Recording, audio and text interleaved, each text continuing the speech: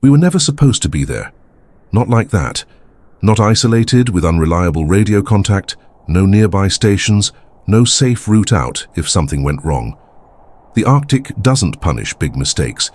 It erases you for small ones, quietly, slowly. And that week, everything seemed designed to remind us of that truth. The base was an old research cabin, thick wooden walls reinforced with improvised insulation, narrow windows sealed with acrylic panels. Outside, the wind behaved like a living thing.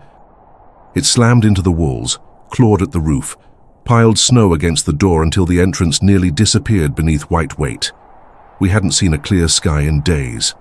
Only a dim, colorless glow, as if the world itself had been wrapped and sealed. Food was still holding. Water too melted from snow and filtered carefully. What was running out was certainty. The generator failed in short, irregular bursts. The heater coughed before catching, each time sounding more tired than the last. And when the temperature dropped lower than predicted, the cold stopped feeling external. It crept into the bones, into thought, into patience. That night, the storm worsened. I remember the sound, a constant roar layered with sharp cracks of shifting ice and sudden impacts, like something forcing its way through the structure of the land. No one was sleeping. We took turns watching the windows, more for reassurance than information. Outside was nothing but moving white. Then we heard the knock. It wasn't the wind. The wind was chaotic. This was deliberate, heavy. 3 solid impacts against the door. A pause. Then 2 more. The kind of sound that makes your mind search desperately for a human explanation, even when none should exist. I stood up slowly. My colleague did the same. We exchanged a look that carried the same question. Who could possibly be knocking here? No team was scheduled anywhere near that sector. The radio had gone silent the day before. The GPS only told you where you were, not how to survive it. Another knock, stronger this time. Snow dropped from the doorframe and scattered across the floor. I moved toward the side window and scraped frost away from the inside, trying to create a narrow line of sight. At first I saw nothing, just shadow and white. I leaned closer, holding my breath. And then I saw it, a massive shape pressed right up against the door. Too large, too solid to be anything but a polar bear. Her breath fogged the acrylic, clouding the glass in slow, uneven bursts. My blood went cold. I had seen polar bears before, at a distance, moving like pale silhouettes across the horizon. The rule was simple. You never let one get close. You don't hesitate. You don't wait. Because a polar bear is not curious in the way other animals are. It is the apex predator of this place. And when it's close, close already means too late. I was about to step back when something stopped me. She wasn't behaving like a hunter. First, she was female. Second, her body carried weight in a way that was unmistakable. Her belly hung low and rounded, pulling her forward, shifting her balance. Pregnant. Very pregnant. And instead of circling the cabin, sniffing windows, searching for weakness, she kept returning to the same spot on the door and striking it with her paw. Not randomly, intentionally, as if trying to get attention. My colleague whispered, "Don't open it." I didn't answer. Of course we wouldn't open it. The door was reinforced, but wood isn't steel, and on the other side stood hundreds of kilograms of muscle and hunger. But there was something else in her eyes when she turned her head toward the window, as if she knew we were watching. It wasn't aggression, it wasn't excitement, it was urgency. She breathed heavily, her body trembling slightly.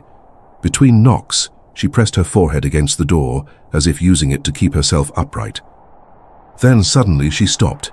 She froze, ears lifting, head tilting, listening to something we couldn't hear yet. I grabbed the flashlight and aimed it toward the back window, scanning the darkness beyond the snow. That's when I saw the tracks. Multiple sets, fresh, deep, overlapping, coming fast from the storm toward the cabin, not shaped by wind, shaped by movement. The pregnant bear struck the door again, harder. And in that moment, understanding hit me with a force that made my stomach drop. She wasn't trying to break in to hunt us. She was trying to get inside to hide. My colleague backed away from the window as if the glass could suddenly fail. "Tracks," he whispered again, and this time his voice carried something sharper than fear. "Calculation. In the Arctic, you don't get many chances to calculate. You either act early or you pay later." The bear outside shifted her weight and knocked again, but weaker now, like her strength was draining with every impact. Snow slid from her fur in clumps. Her sides moved fast, shallow breaths that didn't match the size of her body. I watched her head turn toward the darkness behind us, then back to the door, then back again, as if she was trapped between two impossible choices. A distant sound finally reached us through the storm. Not wind, not ice. A low, drawn-out growl, layered with another and another, rising and falling like a chorus. My throat tightened. Wolves. And not one or two. A pack. Polar bears are not prey. Wolves don't typically choose them. But typically doesn't mean anything when the snow is deep, the food is scarce, and a pregnant bear is exhausted. The tracks I'd seen weren't all the same depth. Some were lighter, quicker, clustered. And now the bear's behavior made terrible sense. She wasn't asking for shelter because she was gentle. She was asking because she was running out of options. The next knock came with her shoulder pressed into the wood. The whole door shuddered. My colleague grabbed my arm. "If she gets in, we're dead." He wasn't wrong. A polar bear inside a cabin isn't a wildlife documentary. It's a sealed room with no exit. But I kept seeing the tracks, kept hearing the distant gathering sound. And I kept seeing the way her knees bent slightly, the way she leaned into the door like it was the only thing keeping her upright. I reached for the radio out of habit, turned the knob, listened to static. Nothing. I tried again. Still nothing. The storm had swallowed our signal, and distance had swallowed our safety. Another howl, closer now. The sound was clearer, sharper, then another. Multiple voices, different tones. The pack was moving, coordinated, confident. The pregnant bear turned her head sharply toward the rear of the cabin, her ears pinned back, her lips pulled away from her teeth, not in attack, but in warning. A deep chuff rolled out of her chest, thick and controlled. The sound of an animal trying to keep fear from becoming panic. Then she struck the door again, harder, desperate enough now that it sounded like fury. My colleague stepped back toward the inner room, reaching for the flare kit, the rifle we kept for worst-case scenarios, the things you pray you never need. "We don't open. We don't open," he repeated, like a rule could protect us from what was coming. I swallowed and forced my eyes away from the bear long enough to look at the door itself. Heavy locks, reinforced frame, but not designed for sustained impact from a polar bear. If she wanted in badly enough, she would get in. Not in seconds, but in minutes. And if she was already desperate, those minutes might be short.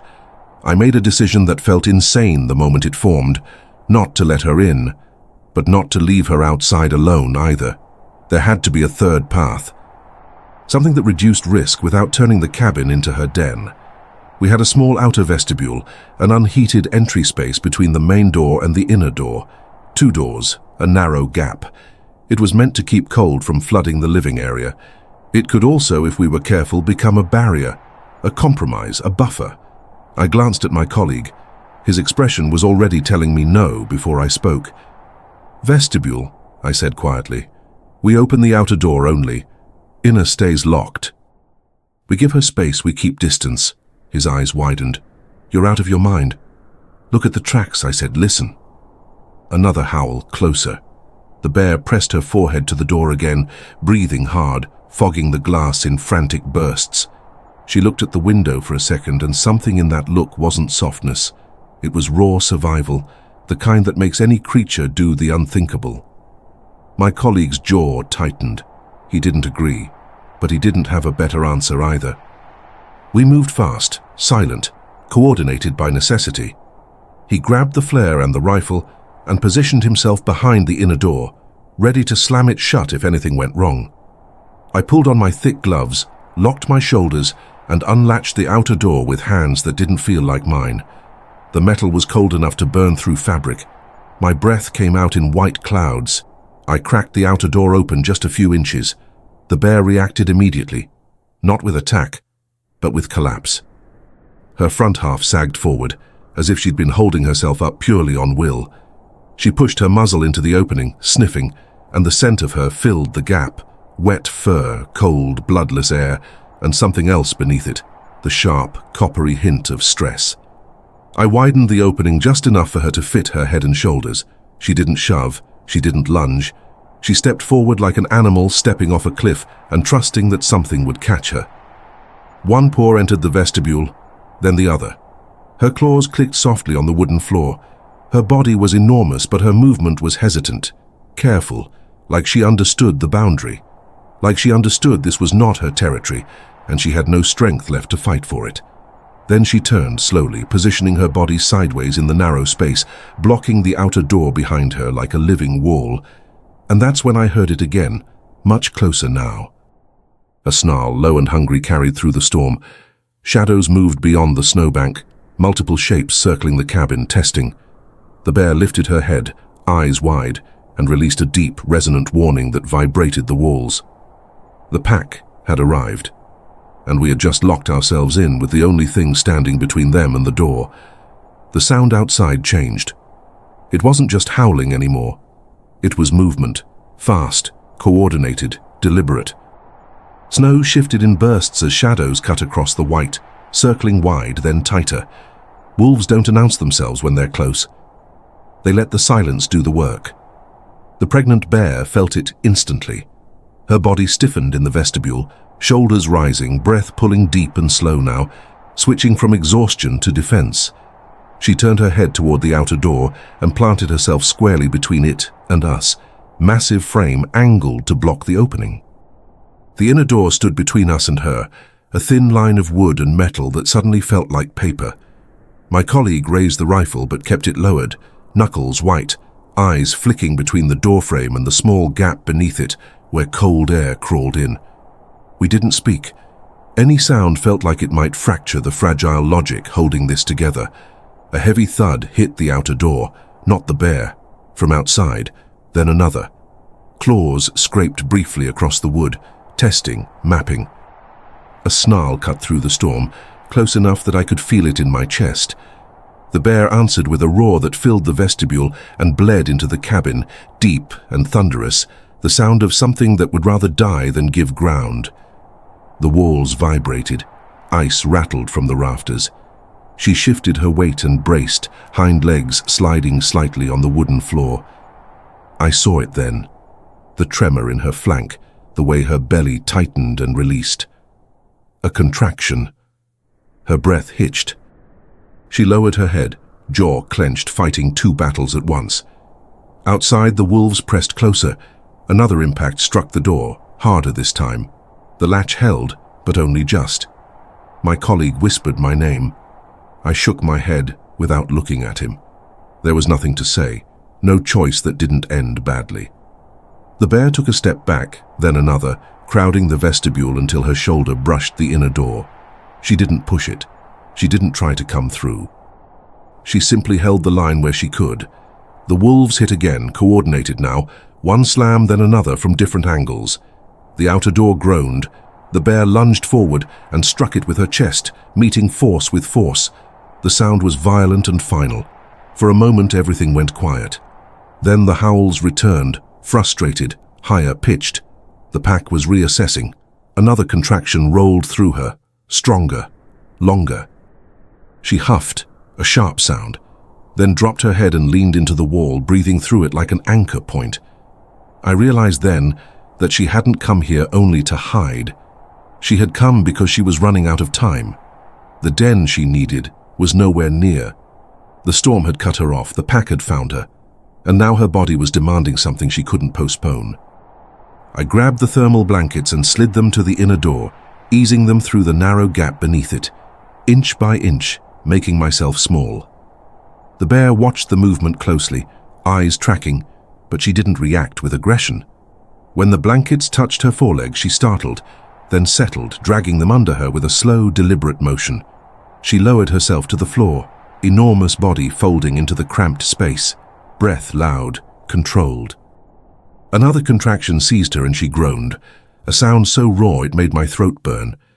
Outside, the wolves paced, whining now, agitated by the scent of blood and birth and weakness they couldn't reach.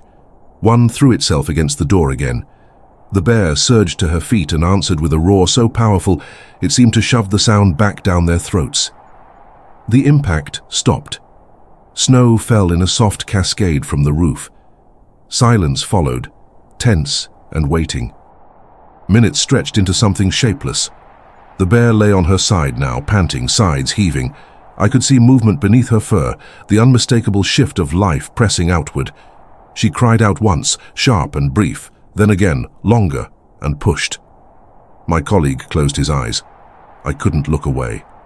The first cub came into the world with a wet sound and a stillness that lasted too long. The bear twisted, reaching for it, licking, nudging, urging. The cub sputtered, then gave a thin, reedy cry that cut through everything.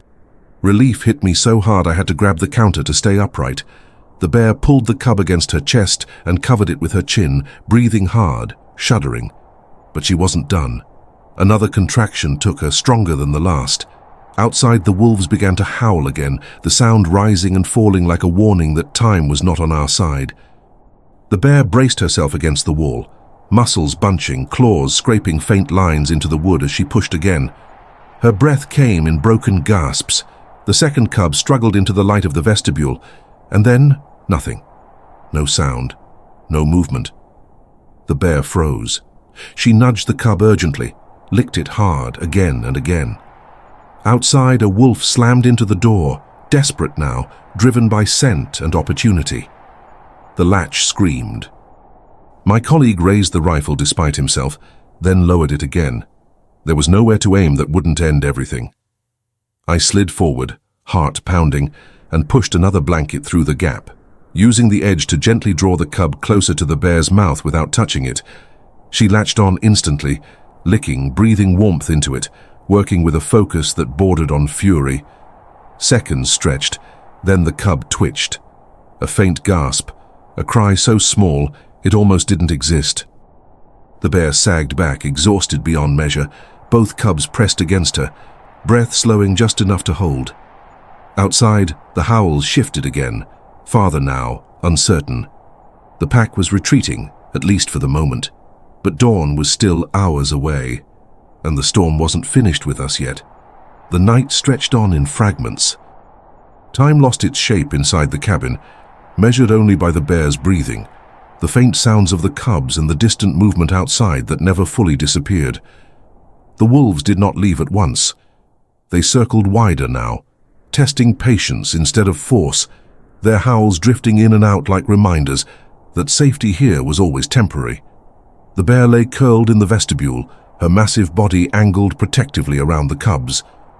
Every few minutes she shifted, careful despite her size, adjusting the blankets beneath them, pulling them closer with a slow sweep of her foreleg. Her breathing was still labored, but steadier now. The panic that had driven her to our door had drained away, replaced by something quieter and heavier, vigilance. We did not sleep. We couldn't. My colleague sat against the wall with the rifle resting across his knees, not aimed, just present. I stayed near the inner door listening, counting breaths that weren't mine. Each time a sound rose outside, snow crunching, a low whine, a scrape against ice. The bear's head lifted instantly. She never roared again. She didn't need to. Her presence alone seemed to press the darkness back. Sometime before dawn, the storm began to weaken. The wind lost its edge. The roar softened into a steady rush. Through the small window, the blackness thinned to a deep blue, then to a pale, frozen grey. The wolves faded with it, their sounds stretching farther apart until they were no more than memory carried on cold air. The bear sensed the change before we did. She lifted her head and tested the air, nostrils flaring. Her muscles tensed, not in fear, but in readiness. When the light finally reached the vestibule, she rose slowly, painfully, nudging the cubs to her chest. They protested with small, thin cries, blind and insistent. She answered with a low sound that vibrated through the floor, and they quieted. We backed away from the inner door and unlocked the outer latch carefully, inch by inch. The bear watched every movement, eyes sharp but calm. When the door opened, cold light spilled into the space, revealing the endless white beyond. The world looked empty again, harsh, honest. The bear hesitated only once. She turned her head slightly, looking back toward the inner door, toward us. There was no gratitude there. No softness, only acknowledgement. A shared moment that required no translation.